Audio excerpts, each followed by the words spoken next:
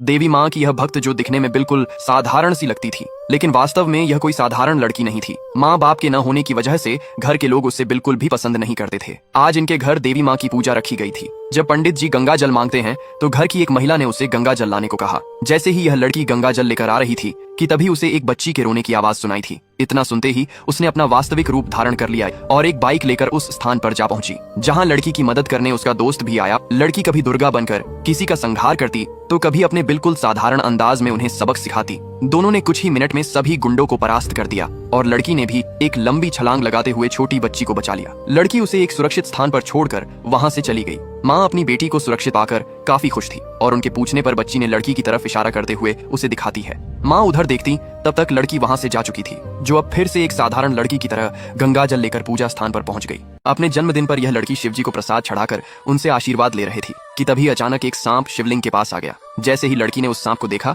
तो वह डरकर वहां से भागने लगी, जिसे एक शैतान अपने जादुई आईने की मदद से देख रहा था, क्योंकि यह लड़की जो एक इच्छाधारी नागिन थी और आज रात ही उसे उसकी सारी शक्तियां मिलने वाली थीं। लड़की भागते हुए अपने घर पहुंची जहां उसकी माँ बेलन लेकर उसका इंतजार कर रही थी, क्योंकि उसे एक लोगों के यहाँ डिलीवरी पहुंचाने जाना था। जब माँ ने उससे टिफिन बॉक्स मांगा तब लड़की को याद आया कि वह बॉक्स तो शिवलिंग के पास ही छोड़कर चली आई है, इसलिए लड़की भागते हुए उसे लेने चली गई। इधर शैतान लड़की को जाल में फंसाने के लिए एक बिच्छू को उसके पास भेज देता है, जो अपने हाथों में एक चोट लगाकर जंगल में उसके आने का इंतजार करने लगा।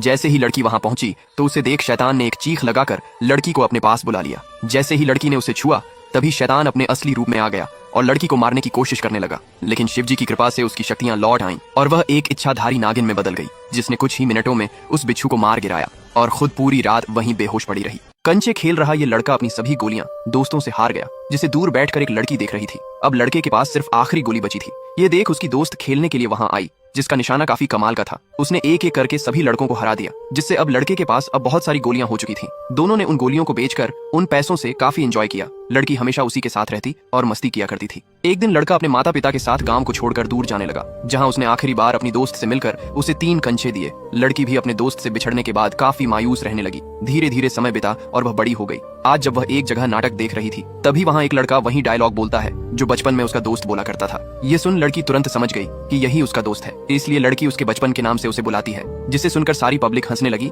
और लड़का भी गुस्से में नाटक छोड़कर वहां से चला गया। कुछ देर बाद लड़की अपने दोस्त से मिलने उसके पास गई और उसे बताया कि कैसे दोनों बचपन में एक साथ कंचे खेला करते थे, लेकिन लड़का तो उससे नाराज था क्योंकि लड़की ने सभी के सामने उसके चिढ़ाने वाले नाम से उसे बुलाया। ये देख लड़की बिना कुछ कहे वहां से चली गई। कुछ देर बाद लड़के को भी काफी अफसोस हुआ कि आखिर वह बचपन की उसकी दोस्त जो थी